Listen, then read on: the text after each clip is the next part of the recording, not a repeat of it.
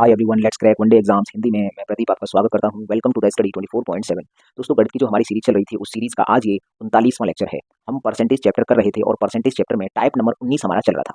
इससे पहले वाली जो क्लास थी उस क्लास में हमने परसेंटेज का टाइप नंबर 19 स्टार्ट किया था। हमने इससे पहले वाली क्लास में इस टाइप का पूरा कॉन्सेप्ट समझाया था और साथ ही साथ हमने 10 क्वेश्चन भी समझाए थे और हमने कहा था कि इस टाइप से टोटल 20 क्वेश्चन है, तो 10 क्वेश्चन हम पिछली क्लास में कर चुके हैं और इसका पूरा कॉन्सेप्ट भी हम समझ चुके हैं। इसका थोड़ा सा कॉन्सेप्ट बचा हुआ है, वो हम आज की क्लास में डिस्कस करेंगे और साथ ही साथ वो बचे हुए 10 क्वेश्चन भी डिस्कस करेंगे। जैसा कि यहाँ पर हम देख सकते हैं कि सर हम ये जो टाइप है, ये वाला टाइप हम उसमें a बराबर b प्लस सी पर आधारित सवालों को डिस्कस कर रहे थे और हमने बताया था कि ये जो फॉर्मूला है, इस फॉर्मूले पर डिपेंडेंट 4 कंडीशन बनती है। हमने पिछली वाली क्लास में बहुत ही डिटेल में समझाया है। जिन लोगों ने वो क्लास नहीं देखी है उन लोगों से रिक्वेस्ट है कि पहले उस क्लास को देख लें, तो ये वाली क्लास उनको ज़्यादा समझ में आएगी। तो देखो, मैं थोड़ी सा 5 मिनट में एक रिवीजन के तौर पर थोड़ा सा बता देता हूँ कि पिछली क्लास में हमने क्या सीखा था और आज की क्लास में हम क्या करने वाले हैं। तो थोड़ा सा 5 मिनट में फ्लैशबैक में हम बता देते हैं कि आखिरकार हमने पिछली क्लास में क्या कर रखा था। देखो, यहाँ पर हम जानते हैं कि a बराबर b प्लस सी एक इक्वेशन है। तो हमने माना कि b एक व्यक्ति है और एक c व्यक्ति है, दोनों की इनकम कुछ होगी। हमने माना कि b और c की इनकम का अनुपात है 2:3। अगर b 2 रुपये कमाता है, c तो 3 रुपये कमाएगा। ये इनकी इनकम का अनुपात है। हमने फिर कहा कि जो बी है उसने अपनी इनकम 25% बढ़ा ली, मेहनत की उसने और 25% उसने अपनी इनकम बढ़ा ली। और हमने कहा कि सी ने अपनी इनकम 30% बढ़ा ली है। फिर हम कहें कि इनकी संयुक्त टोटल कुल मिलाकर इनकी इनकम कितने परसेंट बढ़ जाएगी। ऐसे सवाल हमने पिछली क्लास में किए थे। तो हमने एक एग्जाम्पल रखा है कि सर ये बी और सी की इनकम का अनुपात ये है। ए अपनी बी जो है ना वो अपनी इनकम 25% बढ़ा रहा है और सी 30% इनकम बढ़ा रहा है। तो ओवरऑल इनकी टोटल दोनों की कुल मिलाकर कितनी परसेंटेज इनकम बढ़ेगी। तो कैसे हम इस सवाल को करते थे जरा यहाँ पर देखते हैं। हमने कहा था कि सर अगर ये 25 है तो इसको भी 25 बना लो या फिर दोनों को 30-30 बना लो। तो हम जानते हैं कि सर हम 25 बनाने का प्रयास करेंगे तो 25 बनाने के दौरान यहाँ पर 25 से कितना ज़्यादा है, 5% एक्स्ट्रा है। बस ये हम याद रखेंगे कि यहाँ पर कितना एक्स्ट्रा है, 5% एक्स्ट्रा है। अगर यहाँ पर ये भी अपनी इनकम 25% बढ़ाता और अगर ये भी अपनी इनकम 25% बढ़ाता तो ओवरऑल जो इनकम होती वो 25% ही बढ़ती, 25% ही बढ़ती। अगर ये भी 25% बढ़ाता और ये भी 25% बढ़ाता तो, लेकिन इसने बढ़ाई है 30%, मतलब इसने कुछ ज़्यादा बढ़ाई है। तो इसलिए इस सवाल का जवाब 25% से तो ज़्यादा ही होगा। अब कितना ज़्यादा होगा, तो देखो इसने कितना ज़्यादा बढ़ाया था, 5%। 5 का गुणा करेंगे 3 में तो 5 या 15, ये 15% अतिरिक्त बढ़ाया होगा। तो अगर ये जो 15% एक्स्ट्रा है, इस एक्स्ट्रा को दोनों में बांटा जाता है तो 2 और 3 जोड़ते हैं 5 आता है। 5 का हम यहाँ भाग लगाएंगे। जब 5 का इधर भाग लगेगा तो आएगा 3%। तो 25% ये है और 3% ये है, तो कुल मिलाकर 28% इन दोनों की, अगर हम बात करें कि इन दोनों की जो इनकम होगी वो कितने परसेंट बढ़ेगी, तो दोनों की मिलाकर 28% इंक्रीज होगी इनकम। ऐसे सवाल हमने पिछली क्लास में किए थे। आज की क्लास में हम कैसे सवाल करेंगे, तो आज की क्लास में ऐसे करेंगे कि मान लीजिए ये बी है और ये सी है, इनका अनुपात भी आपको देगा। हमने एग्जाम्पल के तौर पर माना कि सर ये 5:2 ये अनुपात दे दिया है और हम आपसे कौन सा डेटा देंगे, हम देंगे यहाँ का। हम कहेंगे कि इसने अपनी इनकम मान लो 25% बढ़ा ली, तो बताइए ये कितनी अपनी इनकम बढ़ाए ताकि इनकी जो टोटल है कुल मिलाकर है, ये जो हम 28% निकाल रहे थे ना अभी, ये वाली हम दे देंगे। तो कुल मिलाकर हमने कहा कि बी अपनी इनकम 25% बढ़ाता है, तो सी अपनी इनकम कितने परसेंट बढ़ाए ताकि ओवरऑल वृद्धि 30% की हो जाए। इसका मतलब हमने इससे पहले वाले सवालों में ये दोनों परसेंटेज देते थे तो टोटल वाली ये वाली हम पूछते थे। आज का कॉन्सेप्ट क्या है, आज का कॉन्सेप्ट ये रहेगा कि हम इन दोनों में से किसी एक का परसेंटेज देंगे और ओवरऑल भी देंगे। अब ओवरऑल देंगे और इन दोनों में से किसी एक का परसेंटेज देंगे, फिर हम दूसरे का पूछ लेंगे। तो इसका मतलब है यहाँ से रिवर्स लौटना है, रिवर्स लौट कर जाना है। कुल मिलाकर ये वाली डेटा देंगे और इन दोनों में से कोई एक डेटा देंगे और फिर इस पर आधारित हम सवाल पूछेंगे। तो ऐसे सवालों को कैसे करते हैं, वो भी हम अभी सीखने वाले हैं। जैसे मान लीजिए वो हम यहाँ पर एक ये एग्जाम्पल लिख ही दिया है, तो इस एग्जाम्पल में थोड़ा सा समझने का प्रयास करते हैं कि आखिरकार हम कैसे निकाल सकते हैं ये वाला। ये ओवरऑल हमको दे दिया और ये 25% और ये एग्जाम में पूछ लिया। मान लो जो यही सवाल है और हम इसका उत्तर निकालना चाहते हैं तो क्या करेंगे। हम जानते हैं कि सर ओवरऑल अगर 30% की इनकम बढ़ी है तो हम ऐसा मान के चलते हैं कि इसकी भी 30 बड़ी होगी और इसकी भी 30 बड़ी होगी, इसकी भी 30 बड़ी होगी और इसकी भी 30। तो ये वाली जो 30 है ये हम देखते हैं कि इसको ये 30 से कम है। कितना कम रह गया, ये 30 से रह गया 5% कम रह गया, ये 30 से 5% कम रह गया। तो जितना ये कम रह गया है ना उतना हम इसको ज़्यादा दिलवा देंगे। जितना इसके पास कमी हो गई है, जितने परसेंटेज की इसके पास कमी हो गई है उतने परसेंटेज की हम यहाँ पर वृद्धि करवा देंगे, उतना परसेंट इसको ज़्यादा दिलवा देंगे। तो ये बैलेंस बन जाएगा 30% बनाने के लिए। तो हम हमेशा मानते हैं कि अगर ये 30% है तो इसको भी 30 बनाना होगा। और ये हमें अगर मान लीजिए हमने इसको भी 30% दिलवाया है, ये जितना भी परसेंट होता है सीधा सीधा हम इस जो भी क्वेश्चन मार्क है वहाँ लिख लेते हैं कि भाई 30% हम इसको भी दिलवाएंगे, 30% इसको भी दिलवाएंगे।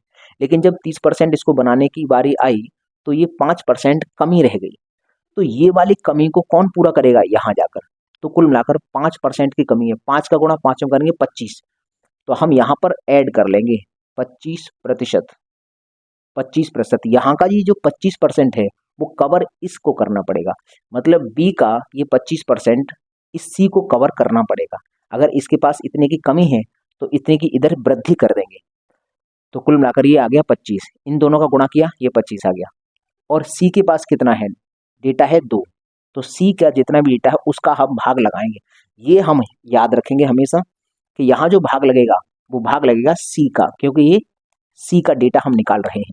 तो 2 का भाग लगाएंगे, 2 का भाग अगर इसमें जाएगा तो आएगा 12.5, 12.5%। तो 30 ये गया और 12.5 ये गया। तो ओवरऑल आ गया कितना, आ गया 42.5%। ये इस सवाल का जवाब हो गया। इसका मतलब जब हमें रिवर्स लौटना होता है तो रिवर्स हम लौट जाते हैं आराम से, वो भी आसान सवाल है।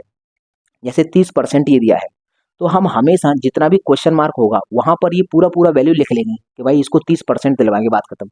अब इतना ही हमें ये बनाना है। तो कभी कभी ऐसा होगा कि ये इससे कम होगा और कभी कभी ज़्यादा होगा।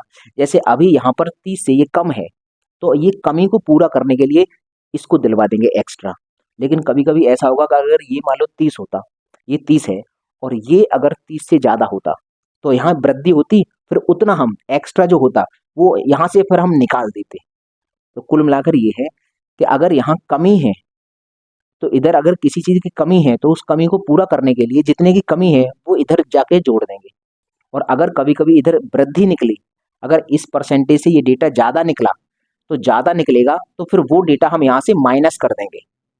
ऐसे होता है। एक एग्जाम्पल और मैं बना देता हूँ कि मान लीजिए ये एग्जाम्पल मैं बनाता हूँ, ये बी है और ये सी है। हम मानते हैं कि सर ये 5:3 ये इनका इनकम का रेशियो है। अब हमने कहा कि सर इसने अपनी इनकम बढ़ाई है 30% और ये हम क्वेश्चन मार्क कर रहे हैं। और ओवरऑल जो है ओवरऑल वो ओवरऑल बड़ी है। मान लीजिए हमने कहा कि ये 25% ओवरऑल बढ़ी है, इनकम 25% बढ़ी है ओवरऑल। तो अब हम जानते हैं कि सर ये वाला डेटा दिया है और ओवरऑल वाला दिया है, यहाँ वाला हमको पूछा है। हमें क्या करना होता है कि ये जितना भी डेटा है ओवरऑल वाला उतना हम यहाँ लिख लेते हैं कि भाई 25% है। अब इसमें जोड़ना पड़ेगा कि घटाना पड़ेगा वो बताएगा ये वाला डेटा। तो ये बताओ 25 से ये क्या है, 5 ज़्यादा है, 5 ज़्यादा है, यहाँ 5 एक्स्ट्रा है इसके पास। तो ये जो अतिरिक्त ये ले आया है, जो बी कैंडिडेट है ये 5% एक्स्ट्रा लेकर आया है। तो जो एक्स्ट्रा लेकर आया है इधर से कम कर लेंगे हम उतना। तो 5% का गुणा इसमें 5 के साथ करेंगे तो 25% हो जाएगा। उसका मतलब 25%। ये माइनस करेंगे, अभी माइनस करेंगे क्योंकि एक इसके पास एक्स्ट्रा था। अतिरिक्त अगर इसके पास है तो वो माइनस करते, अगर इसके पास कमी है तो इधर लाके जोड़ देते हैं। लेकिन यहाँ भाग किसका लगेगा, इतना हमने देखा कि 5 का गुणा 5% से किया तो 25% आ गया, लेकिन भाग किसका लगेगा, क्योंकि जिसकी वैल्यू निकालते हैं उसका भाग लगता है। तो वैल्यू हम निकाल रहे हैं सी की, तो सी का भाग लग जाएगा, यहाँ पर 3 का भाग लगा देंगे। तो 3 का भाग लगाएंगे, 8 तिया 24.33, 8.33% आ गया। तो 25 में से 8.33 घटाएंगे, 25 में से 9 घटा देंगे तो 16.67% ये आ गया। तो कुल मिलाकर ये भी हमें समझ में आ गया। तो कॉन्सेप्ट है क्या, इससे जो पहले वाली क्लास थी उस क्लास में हमने ये सीखा था कि इन दोनों का अनुपात दिया है, इसमें कितने परसेंटेज का वृद्धि कर रहे हैं, इसमें कितने परसेंटेज की वृद्धि कर रहे हैं, फिर ओवरऑल वृद्धि हम पूछ रहे थे। तो वो बहुत आसान था। इन दोनों में से सेम बनाने के लिए देखते थे, 25 ये है तो 25 इसको बनाना है, तो इसके पास 5 एक्स्ट्रा है, तो 25 प्लस 5 एक्स्ट्रा है, 5 का गुणा 3 में करेंगे तो जितना भी आता है, फिर उसमें जो भाग लगता था, भाग हम इन दोनों का योगफल का लगा रहे थे। लेकिन इस वाले सवालों में क्या होता है कि भाग सिर्फ उसका लगाया जाता है जिसकी वैल्यू हम निकालते हैं। हमने कहा कि भाई इसने 25% इनकम बढ़ाई है, तो बताइए ये कितनी बढ़ाएगा ताकि 30% ओवरऑल बढ़ जाए। तो 30 बनाना है तो वो 30 हमने यहाँ रख लिया। अब हम देखते हैं 30 से ये 5 कम है, अगर इधर कमी है तो इस कमी को पूरा करने के लिए इधर बढ़ाना पड़ेगा। तो इसीलिए 25 और इसमें भाग किसका लगेगा, जिसकी वैल्यू हम निकालते हैं। सी वाले की वैल्यू निकाल रहे हैं तो 2 का भाग लगा देंगे, इतना आया, लग के आगे ये। सेम उसी प्रकार से ये है, अगर ये 25% है तो 25 ये ज़्यादा है, अगर ज़्यादा है तो फिर यहाँ से माइनस करना पड़ेगा, ज़्यादा होता है तो माइनस करते हैं और कम होता है तो वो जोड़ देते हैं। ये भी बहुत आसान है, ये रिवर्स हम जा रहे हैं, यहाँ से हम ये बैक लौट रहे हैं। तो ये वो है रिवर्स वाला और ये है सीधा वाला। तो आज की क्लास में हमारे पास 10 सवाल हैं, 10 के 10 हम इसी मेथड से हैं, ये वाली वैल्यू देंगे और यहाँ से वापस लौट कर जाएंगे। तो मुझे उम्मीद है कि तुम्हें ये कॉन्सेप्ट समझ में आया होगा। पहले आप इसका स्क्रीनशॉट ले लीजिए, इसके बाद हम 1 बाय 1 करके क्वेश्चंस डिस्कस करेंगे। तो चलिए स्क्रीनशॉट लीजिए। तो चलिए अब हम इन सवालों को भी हल कर लेते हैं। यहाँ पर देखो क्वेश्चन नंबर लिखा है 11, इसका मतलब है कि इससे पहले वाली जो क्लास थी उसमें हमने 10 क्वेश्चन और परसेंटेज का टाइप नंबर 19 का कॉन्सेप्ट समझ लिया था, और हमने कहा था कि इस टाइप में 20 सवाल हैं टोटल। तो 10 हमने पिछली क्लास में कर लिए, 10 हम इस क्लास में करेंगे। इसीलिए यहाँ पर लिखा है क्वेश्चन नंबर 11। ये क्वेश्चन है, एक सरकारी कर्मचारी अपनी आय का 76% खर्च करता है। यदि उसकी आय में 14% की वृद्धि हो और उसके खर्च में 10% की वृद्धि हो तो उसकी बचत में कितने परसेंटेज की वृद्धि होगी। तो हम एक फॉर्मूला जानते हैं कि आय बराबर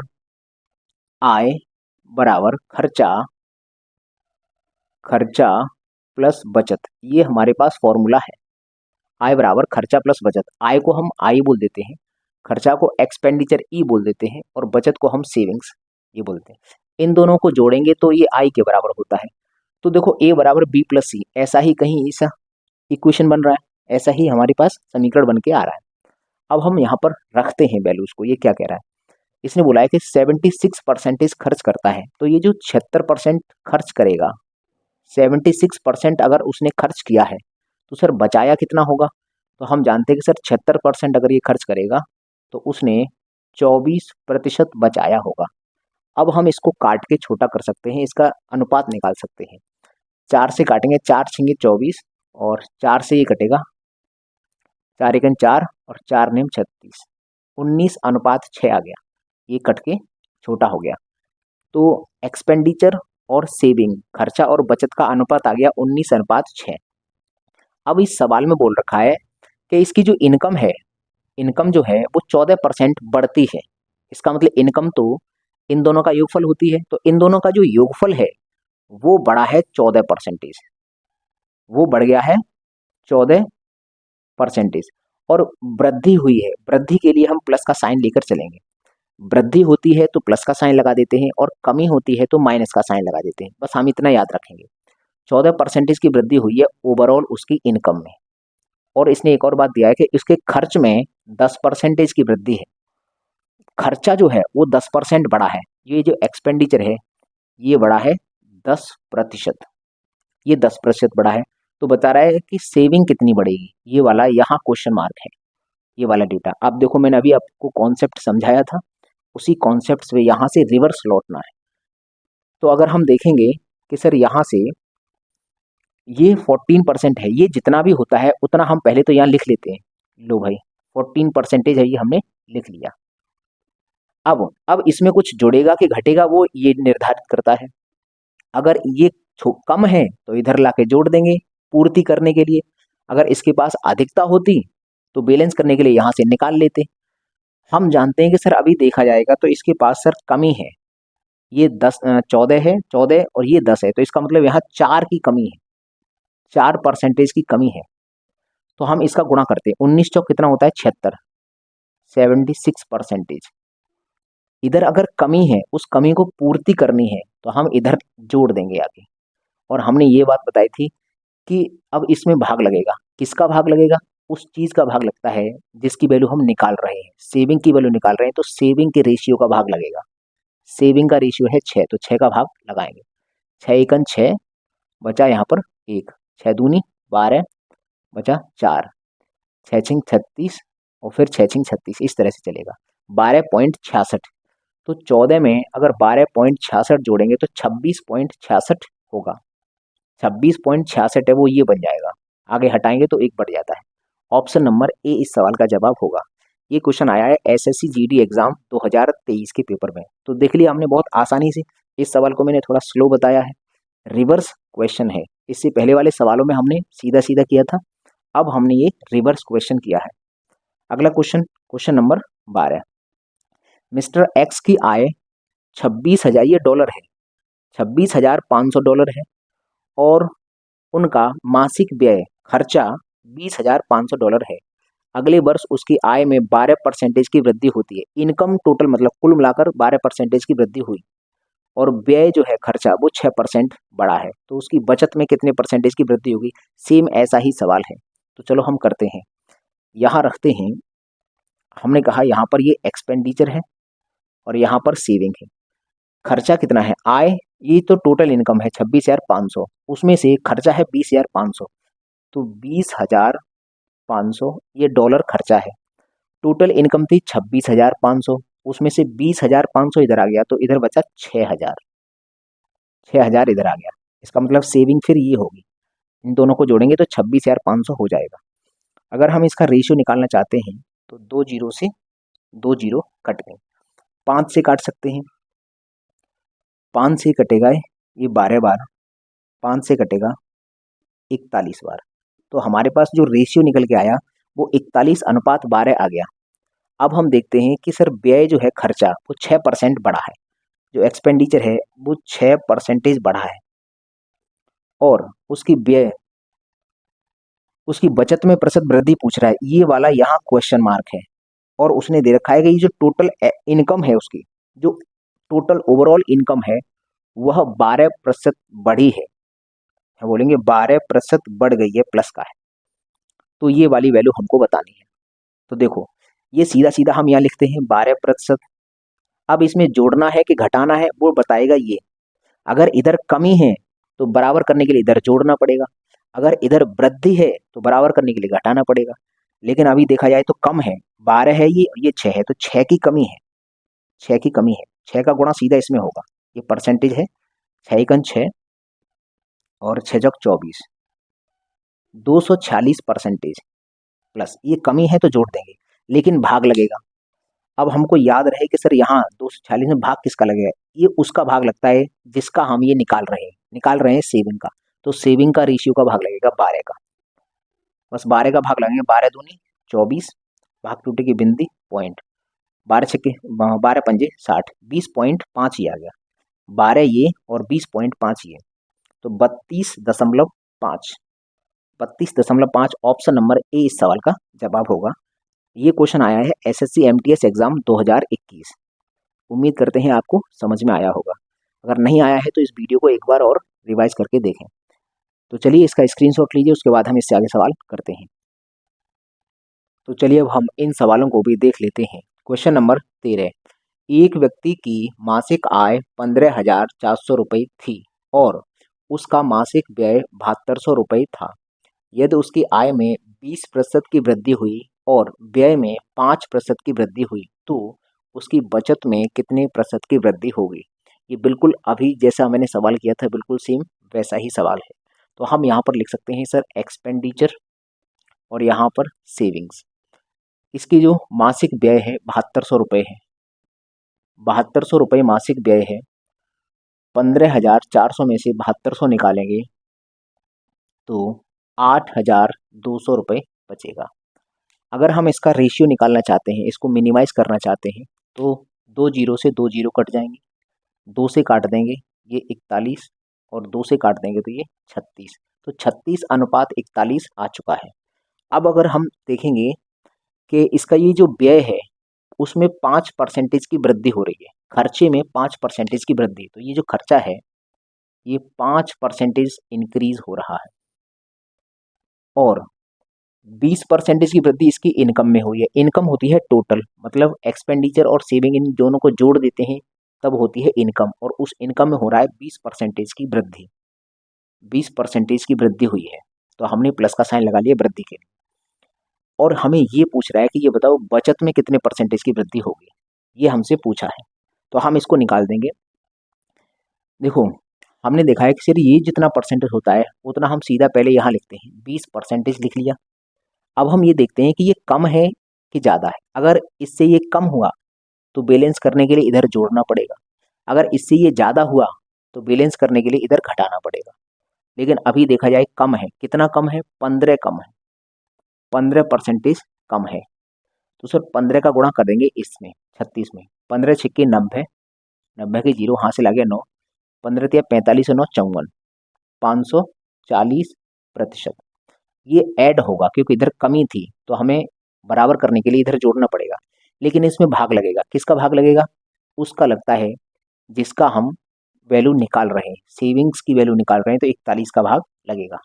इधर हम भाग लगा देंगे 41 का, 41 एकन 41 बचेगा 9 और 4 13, फिर 41 तिया और फिर 17, देखना भाग लगाकर 13.17% बार, ये 41 से ये कट जाएगा। तो अगर हम 20 में 13.17 जोड़ेंगे तो 23 और 33.17% होगा। तो ऑप्शन नंबर ए इस सवाल का जवाब होगा। इसको इसमें भाग लगा कर देखना, 13.17% ही आएगा। आगे भी जाएगा, 2 अंकों तक हमने निकाला है। तो देखो कितना आसान सवाल है। सेम उसी प्रकार से अगला क्वेश्चन है, राधा की बचत उसके खर्च के 28% के बराबर है। तो देखो यहाँ से भी हम क्वेश्चन करते हैं, एक्सपेंडिचर और यहाँ सेविंग्स। वो कह रहा है कि राधा की बचत है उसके खर्च के 28% के बराबर है। खर्च का 28%, इसका हम अलग से लिखते हैं, यहाँ लिख लेते हैं, एक्सपेंडिचर का 28% बराबर है, क्या है, उसके खर्च के 28% के बराबर है उसकी सेविंग्स एस। 28% का फ्रैक्शन निकालेंगे तो बट्टे में हो जाएगा 100 अगर पहुंचानेंगे तो इधर पहुंच जाएगा। इसका मतलब सेविंग 28 है और एक्सपेंडिचर अगर 100 है, तो हम मानते हैं कि अगर 100 एक्सपेंडिचर रहा है तो उसका 28% उसकी सेविंग्स होगी। हम इसको काट के छोटा कर लेंगे, अनुपात निकाल लेंगे, 4 से काट देंगे, 4 से ये 7 बार और 4 से ये 25 बार, तो 25:7 आ चुका है एक्सपेंडिचर और सेविंग का अनुपात। अब आगे सवाल पढ़ते हैं, उसकी आय में 5% की कमी हुई है। देखो यहाँ ध्यान देने वाली बात है, इनकम जो है एक्सपेंडिचर और सेविंग का योगफल इनकम होता है, तो ओवरऑल जो है वह 5% की कमी हुई, ओवरऑल जो है 5% की कमी हुई है, ठीक है। और व्यय 2% की वृद्धि, जो हमारा व्यय है, जो खर्चा है वो मतलब 2% ये बढ़ गया है, 2% ये बढ़ा है। यहाँ टोटल ओवरऑल कमी है, तो इस बात की तो गारंटी सर यहाँ तो कमी होगी, ये कन्फर्म है। अगर हमको ये निकालना है कि ये कितना होगा तो हम एकदम निश्चिंत हो जाएं कि यहाँ कमी करनी पड़ेगी, सेविंग्स में कितनी परसेंटेज की कमी करी जाए ताकि ऐसा ओवरऑल इतनी की कमी हो जाए। तो ये जो है 5 माइनस का 5 हम सीधा सीधा यहाँ लिखेंगे।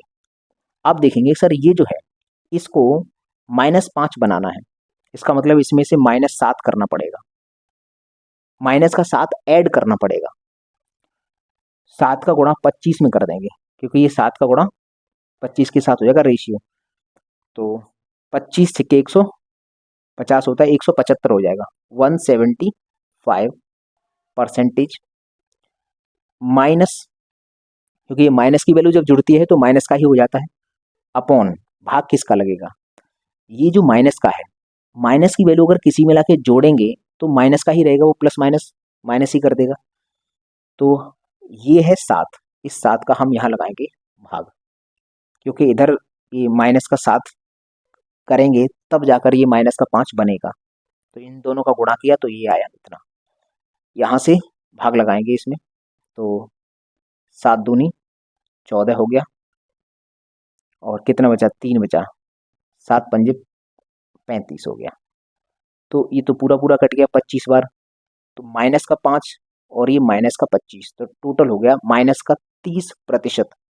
तो माइनस का 30%, यहाँ जी माइनस क्या बता रहा है, माइनस बता रहा है कमी को, तो 30% की कमी है, वो पूछ रहा है कि कितने परसेंटेज की कमी होगी, तो ये माइनस चिन्ह कमी को व्यक्त करने के लिए आया है, तो 30% की कमी होगी। ऑप्शन नंबर बी इस सवाल का जवाब होगा। ये क्वेश्चन भी आया है ICAR असिस्टेंट के एग्जाम में 2022 के पेपर में। तो उम्मीद करते हैं तुम्हें समझ में आया होगा, इसका भी स्क्रीनशॉट लो, उसके बाद हम इससे आगे के सवाल करते हैं। तो चलिए स्क्रीनशॉट लीजिए। तो चलिए अब हम इन सवालों को भी देख लेते हैं। क्वेश्चन नंबर 15, एक व्यक्ति की मासिक आय 87,500 रुपये है तथा मासिक खर्च 50,000 रुपये है। यदि अगले वर्ष उसकी आय 33% बढ़ जाती है तथा उसका खर्च 18% बढ़ जाता है, तो उसकी बचत में प्रतिशत वृद्धि ज्ञात करो। बहुत आसान सवाल है, मैं बहुत बार कर चुका हूँ। हम यहाँ पर लिखेंगे एक्सपेंडिचर, यहाँ लिखेंगे सेविंग। इसकी जो आय है वो 87,500 है, 50,000 खर्चा है, तो हम यहाँ लिखेंगे 50,000 का खर्चा है, और 87,500 में से 50,000 निकालेंगे तो फिर 37,500 रुपये निकल के आएंगे। इतना उसका फिर सेविंग होगा, इन दोनों को जोड़ेंगे तो 87,500 हो जाएगा। हम निकालते हैं इनका अनुपात। अगर हम अनुपात निकालेंगे तो जो 2 जीरो से 2 जीरो कट जाएंगे, 25 से काट देंगे, 25 दूनी 50, ये 20 बार कटा। अनुपात 25 एकन 25, मान लीजिए 25 12 और 3 15 बार ये कट जाएगा। अभी ये और कट रहा है, 5 से कट जाएगा, 5 से ये 4 बार, 5 से ये 3 बार, तो 4:3 आ गया। एक्सपेंडिचर और सेविंग का अनुपात जो है 4:3 आ गया। 33% तो उसकी आय बढ़ती है, तो आय मतलब होता है ओवरऑल एक्सपेंडिचर प्लस सेविंग, ये टोटल दोनों को मिलाएंगे तो होता है 33%। ये 33% इनकम बढ़ती है, और इसने बोल रखा है 18% खर्च बढ़ता है। ये जो खर्चा है एक्सपेंडिचर, इसको थोड़ा सा हम नीचे करते हैं। खर्चा जो है ये 18% बढ़ता है, ये 18% बढ़ता है, ये 18% बढ़ रहा है, ये भी बढ़ रहा था। तो हमें ये बताना है कि ये सेविंग कितने परसेंट बढ़ जाएगी, सेविंग कितने परसेंट बढ़ेगी। तो देखो बहुत आसान सवाल है, 33 ये है, सीधा सीधा पहले तो हम 33 लिखते हैं, 33% यहाँ लिखते हैं। जितना भी यहाँ पर लिखा रहता है यहाँ पर, उतना हम पहले पूरा लिखते हैं 33%। अब देखते हैं अगर इससे ये कम है, अगर कमी हो रही, यहाँ पर कमी है, तो उसको बराबर करने के लिए यहाँ जोड़ना पड़ेगा। अगर ये 33 से ज़्यादा होता तो यहाँ घटाते, अभी ये कमी है तो हम यहाँ जोड़ेंगे।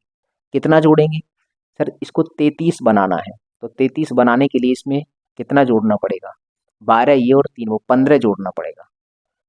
15% कम है यहाँ पर, मतलब 15% की कमी है। 33 होने के लिए 15% की कमी है, तो 15 चौक 60, तो हम कहेंगे 60%। लेकिन इस 60% में लगेगा भाग, किसका भाग लगता है, जिसकी वैल्यू हम निकालते हैं उसके रेशियो का। वैल्यू निकाल रहे हैं सेविंग की, तो सेविंग का रेशियो है 3, 3 का भाग लगेगा तो आएगा 20%। 33 ये गया, 20 ये गया, दोनों को जोड़ेंगे तो बनेगा 53%, जो कि ऑप्शन नंबर बी में है। ये हो गया इस सवाल का जवाब। बहुत ही आसान सवाल है। अगला क्वेश्चन देखते हैं, क्वेश्चन नंबर 16, दो व्यक्तियों ए और बी के भारों का अनुपात ये यहाँ देख रखा है। एक व्यक्ति है W1 भार और दूसरे का W2 है, इनका अनुपात दे रखा है 5:3, तो बहुत अच्छी बात है, निकालना नहीं पड़ेगा। फिर इसने कहा है कि ए का भार 5% बढ़ता है। जो ए, इसको मानते हैं हम ए, इसका भार है वो 5% बढ़ता है। ए का भार 5% बढ़ता है, और ए तथा बी का कुल भार 15% बढ़ता है। मतलब इन दोनों का मिलाकर, इसको ए मानते हैं, इसको हम बी मानते हैं, सफिक्स में बी, इन दोनों का 15 प्रतिशत भार बढ़ता है, तो वो पूछ रहा है कि बी जो है ना इसका कितना परसेंटेज भार बढ़ेगा। तो ये सवाल बहुत आसान हो गया। ये 15 है, तो हम ये जितना होता है उतना ही हम ये लिखते हैं। लो भाई 15% लिख लिया। यहाँ पर क्या है, कमी है, 10 की कमी है, 10% की कमी है। इस कमी को पूरा करने के लिए इधर जोड़ना पड़ेगा। तो 10 पन्ना 50, ये 50% बट्टे भाग किसका लगेगा? भाग हमेशा उसका लगता है जिसका हम रेशियो निकालते हैं, जिसका हम निकाल रहे हैं उसके रेशियो का लगेगा, 3 का लगेगा भाग। तो 3 का भाग लगाओगे 16.66% रहेगा। 15 में 16 जोड़ दोगे तो 31.66 आएगा, ये वाला ऑप्शन नंबर बी इस सवाल का जवाब है। तो सवाल चाहे कितना भी बड़ा हो, अगर कॉन्सेप्ट क्लियर है तो बहुत आसानी से हो जाता है। तो चलिए ये दोनों सवाल भी हुए, इनका स्क्रीनशॉट लीजिए, उसके बाद हम अगले सवाल करते हैं। तो चलिए अब हम इन सवालों को भी हल कर लेते हैं। क्वेश्चन नंबर 17, एक वर्ष में खेले जाने वाले 240 खेलों में से एक टीम 80% मैच जीतना चाहती है। टोटल 240 गेम है, इन गेम में से 80% गेम जीतना चाहती है एक टीम। पहले 65% खेलों में से, मतलब शुरुआत के 65% खेल हुए उसमें से 75% खेल उसने जीत लिए। जो सफलता दर है वो 75% है। शेष खेलों में से लक्ष्य तक पहुंचने के लिए कितने प्रतिशत खेल जीतने होंगे? मतलब एक टीम है, उसको टोटल 80% मैच जीतने हैं, उसने शुरुआत के 65% खेल हुए हैं, उनमें से 75% तो खेल जीत लिए हैं। तो अब जितने बचे हैं उनमें वो कितने परसेंटेज खेल जीते ताकि वह लक्ष्य तक, मतलब 80% ओवरऑल उसके हो जाएं। तो देखो ये सवाल आसान है। टोटल मैच अभी हुए कितने हैं? 65%, मतलब आधे मैच यहाँ पर है और आधे मैच में यहाँ रख रहा हूँ। 65% मैच हो चुके हैं, मतलब 65% मैच फिनिश हो चुके हैं। बचे कितने हैं? 35% बचे होंगे। 65% मैच हो चुके हैं, 35% मैच बचे होंगे। अब हम इसको मिनिमाइज करते हैं। 5 से ये 7 बार कटेगा, 5 से ये 13 बार कटेगा। तो इसका मतलब हो गया जो मैचों का अनुपात है, जो खेलों का अनुपात है, वह अनुपात आ गया 13:7। तो शुरुआत के 13 खेलों में से 75% वह जीता है। ये जो टीम है, शुरुआत के 65% खेलों में से कितने जीते हैं? 75%। यहाँ 75% सफलता दर रही है। तो वो कह रहा है कि दूसरे वाले में कितने परसेंटेज जीतने होंगे ताकि ओवरऑल यहाँ तक 80% मैच का लक्ष्य है हमारा, कि ओवरऑल हम 80% जीतना चाहते हैं। तो फिर यहाँ पर हमें कितने जीतने होंगे? तो ये सवाल हो गया अब आसान, पुराना वाला सवाल बन गया। तो देखो 80% ये है, तो हम सबसे पहले लिखेंगे यहाँ पर 80%। अब यहाँ से देखेंगे, अगर यहाँ से ये कम है तो उस कमी को पूरा करने के लिए इधर जोड़ना पड़ेगा। कितना कम है? 5% कम है। तो 13×5 65 होता है, 65%। ये ऐड करना पड़ेगा, लेकिन इसमें भाग लगता है। हम जानते हैं किसका भाग लगता है? जिसका भी हम वैल्यू निकालते हैं उसी रेशियो का भाग लगता है। तो इधर 7 का भाग लगेगा। तो 7 का अगर भाग लगाएंगे तो 9×7 63 होता है। 7 ने 63 बचा 2, 20 आ गया। 7 दूनी 14, तो 9.2, 9.2 लगभग आएगा। तो 80 में जब ये जुड़ेगा तो 89 पॉइंट कुछ हो जाएगा। तो कितने परसेंट खेल जीतने होंगे? तो 89.3। अगर तुम आप इसको आगे सॉल्व करेंगे तो आगे का जो पॉइंट हटाएंगे तो ये 3 बना देगा। तुम इसको भाग लगाकर चेक कर लेना, ये जोड़ोगे तो 89.3 करीब आएगा। ये क्वेश्चन आया है ICAR असिस्टेंट एग्जाम 2022 के पेपर में।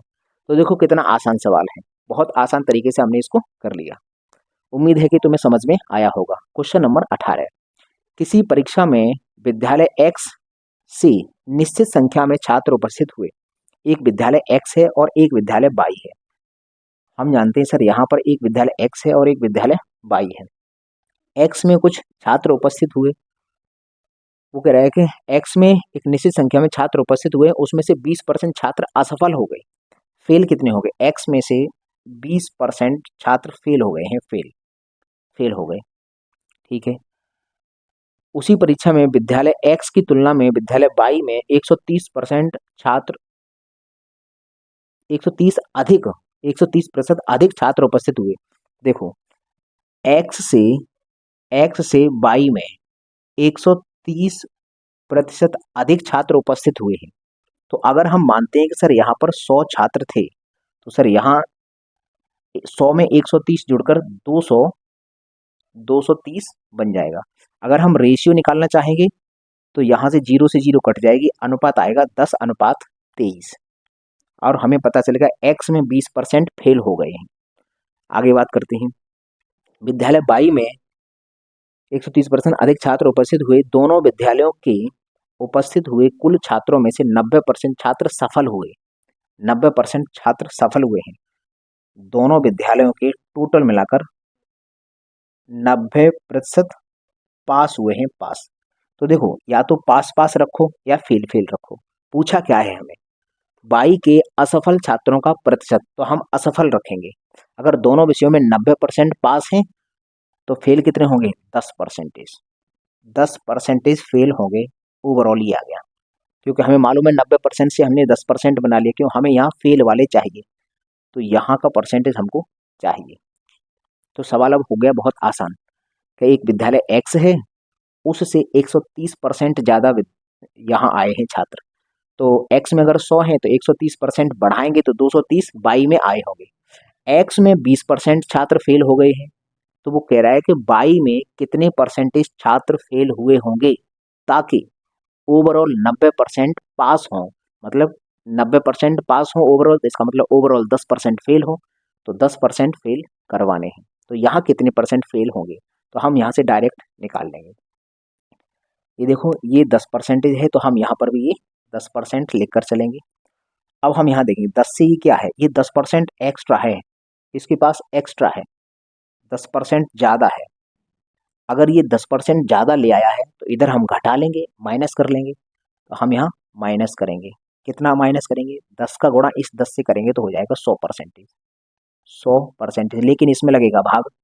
भाग उसका लगता है जिसकी वैल्यू हम निकालते हैं, उसके रेशियो का लगता है, तो 23 का भाग लगेगा, 23 का भाग लगेगा। तो 23 चौका 96, वो 92 होता है। 4.8 बचा, फिर 10 में से 4 घटाएंगे तो 6 आएगा, 6 पॉइंट कुछ आएगा। तो देखो ये है ऑप्शन, 4 पॉइंट कुछ आगे आएगा। भाग लगाएंगे तो हम जानते हैं कि सर 10 में से घटेगा, तो 10 में से ये 4 घटेगा तो सर 6 आएगा।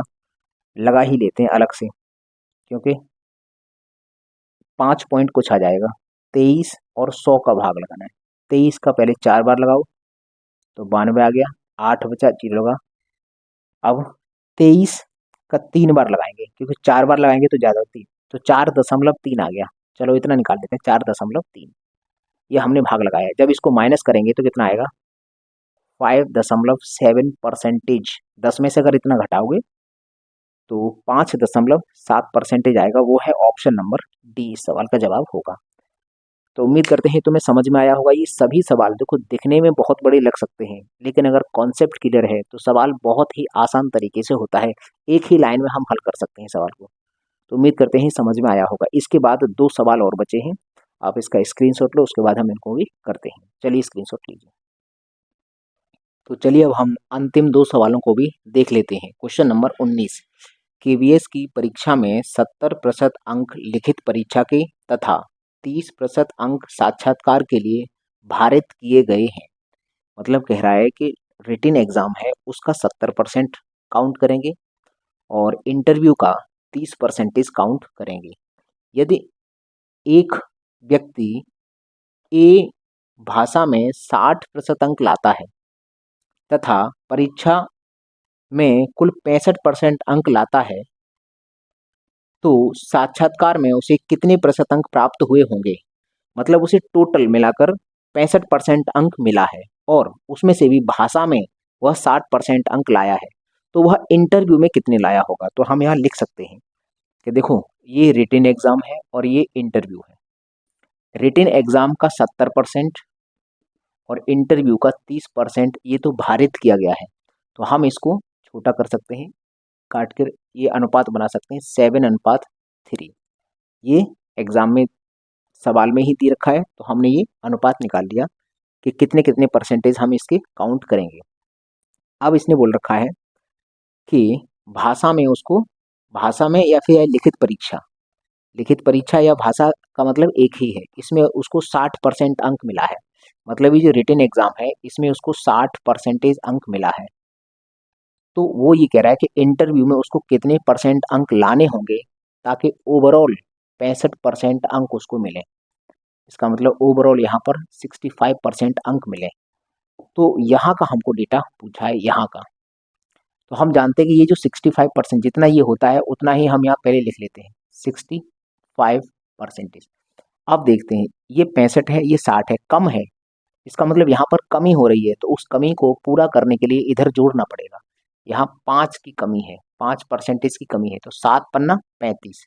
तो हम यहाँ लिखेंगे 35%। वो जोड़ना पड़ेगा क्योंकि इधर कमी थी, उस कमी को पूरा करने के लिए इधर जोड़ना पड़ेगा। लेकिन इसमें भाग और लगता है। किसका भाग लगेगा? भाग लगता है जिसकी वैल्यू हम निकाल रहे हैं। इंटरव्यू की वैल्यू निकाल रहे हैं तो इंटरव्यू के रेशियो का लगेगा। यहाँ पर 3 का भाग लगेगा। तो हम लिख सकते हैं 3×3, 3×3, तिछंक 18, तिछंक 18, 11.66। तो 65 में 11.66 ऐड हो जाएगा तो ये हो जाएगा 76.66। ऑप्शन नंबर सी इस सवाल का जवाब होगा। 76.66% बन गया। तो देखो इतना बड़ा सवाल था, बहुत ही हमने आसान तरीके से इस सवाल को कर लिया। अब मुझे उम्मीद है कि तुम्हें ये समझ में आ रहे होंगे। क्वेश्चन नंबर 20, ये अंतिम सवाल है इस क्लास का। एक कंपनी के कर्मचारियों में 40% पुरुष हैं और 75% पुरुष प्रतिवर्ष 38,000 रुपये से अधिक रुपए कमाते हैं। यदि कंपनी के 48% कर्मचारी प्रतिवर्ष 38,000 से अधिक कमाते हैं तो कंपनी द्वारा नियोजित महिलाओं का कौन सा अंश 38,000 रुपये या रुपए के बराबर या उससे कम कमाते हैं? देखो सवाल क्या है कि एक कंपनी है, उसमें कर्मचारी हैं मेल और फीमेल। तो पहले हम यही लिखते हैं कि ये जो कर्मचारी है इसमें कुछ वुमेन है और कुछ मैन है, आदमी है। वुमेन कितनी है? ये कह रहा है कर्मचारियों में 40% पुरुष हैं, मतलब मेल है 40%। तो इसका मतलब 60% वुमेन होंगे। अगर हम इसको छोटा करना चाहें तो रेशियो काट कर छोटा कर सकते हैं, 3:2 आएगा। मेल और फीमेल का जो रेशियो है वो 2:3 आ गया है। ये मेल है और ये फीमेल है। अब इसने कहा है कि और 75% पुरुष प्रतिवर्ष 38,000 से अधिक रुपए कमाते हैं। 38,000 से अधिक। मेल कितने हैं जो 38,000 से अधिक रुपए कमाते हैं? वो हैं 75%। हैं क्या ये 38,000 से अधिक कमाने वाले हैं। 38,000 से अधिक कमाने वाले पुरुष कितने हैं? 75%। और ओवरऑल इस कंपनी के ओवरऑल जो वर्कर हैं जो 38,000 से अधिक कमाते हैं वो है 48%। इसने लिखा है यदि कंपनी के 48% कर्मचारी प्रतिवर्ष 38,000 से अधिक रुपए कमाते हैं तो जो ओवरऑल कंपनी में कमा रहे हैं वो हैं 48%। ये वो लोग हैं जो 38,000 से अधिक रुपए कमाते हैं, ये हमें पता चल गया। अब वो ये कह रहा है कि कितनी महिलाएं हैं जो 38,000 रुपये या इससे कम कमाती हैं। उनका भाग, वो भी अंश पूछ रहा है, परसेंटेज में नहीं पूछ रहा, भाग पूछ रहा है। तो हम देखते हैं आखिरकार कितनी महिलाएं हैं जो 38,000 से कम कमाती हैं। तो देखो हमें ये पता है 38,000 से अधिक, ओवरऑल कितने हैं? 48%। 38,000 से अधिक पुरुष कितने हैं? 75%। तो हम एक काम कर सकते हैं, इस अधिक से उस पर ला सकते हैं। चलो अधिक निकाल लेते हैं, अधिक से हम अधिक वाली वैल्यू निकाल लेते हैं। जैसे मानते हैं कि सर ये 48 है और ये हमको निकालना है, तो हमने कहा था कि जो निकालना होता है उसको पहले तो सीधा सीधा 48% हम यहाँ मानेंगे। फिर हम दूसरे वाले को देखते हैं, दूसरे वाले को देखेंगे 48 से ये ज़्यादा है। अब ये कितना ज़्यादा है? 25 वो और 2 ये 27 ज़्यादा है, 27% ज़्यादा ये ले आया है। तो अगर ये ज़्यादा ले आया है तो इधर कम करा लेंगे, तो इधर माइनस करेंगे, इधर माइनस करेंगे। 27 दूनी 54, 54% और बट्टे भाग किसका लगेगा, भाग उसका लगता है जिसका हम रेशियो निकालते हैं, जिसकी वैल्यू हम निकाल रहे हैं उसके रेशियो का भाग लगेगा, तो 3 का भाग लगेगा। तो यहाँ 3 का भाग लगाएंगे, 3 एकन 3 और 2 बचा 3 24, ये हो गया 18% ये आ गया। तो 48 में से 18 जाएगा तो यहाँ आ जाएगा 30%, ये आ जाएगा 30%। इसका मतलब हमें ये समझ में आया कि 30% महिलाएं ऐसी होंगी, ये कौन से हैं, ये कौन से निकाले हैं, जो 38,000 से अधिक रुपए कमा रहे हैं। 75% लोग पुरुष थे जो 38,000 से अधिक कमा रहे हैं। 48% पूरी जनसंख्या है जो 38,000 से अधिक कमा रही है। 30% महिलाएं हैं जो 38,000 से अधिक कमाएंगी। तो हमें अधिक वाली नहीं चाहिए, हमें चाहिए कम वाली। वो कह रहा है 38,000 या इससे कम कितनी महिलाएं कमाएंगी, तो 30% महिलाएं तो 38,000 से ज़्यादा कमा रही हैं, तो इसका मतलब 70% महिलाएं 38,000 से कम कमा रही होंगी। इस परसेंटेज को फ्रैक्शन में बदल दो, तो 7/10 आएगा, क्योंकि अंश पूछा है, अंश। अंश का मतलब होता है फ्रैक्शन पूछा है, परसेंटेज में पूछा होता तो 70% आंसर होता, लेकिन उसने फ्रैक्शन पूछा है तो हम इसको फ्रैक्शन बना देंगे 7/10। तो इस सवाल का जवाब हुआ ऑप्शन नंबर डी। ये क्वेश्चन आया है SBI क्लर्क के पेपर में, तो उम्मीद करते हैं कि तुम्हें समझ में आया होगा। अगर इस क्वेश्चन में किसी तरह का डाउट हो तो दोबारा से इस क्लास को देख सकते हैं। तो चलिए आज की क्लास में ये कंप्लीट हो गया, टाइप नंबर 19 कंप्लीट हो चुका है। अब हम कल टाइप नंबर 20 पढ़ेंगे। तो चलिए मुझे दीजिए इजाज़त, मैं मिलता हूँ आपको अगली वीडियो में, तब तक के लिए नमस्कार दोस्तों।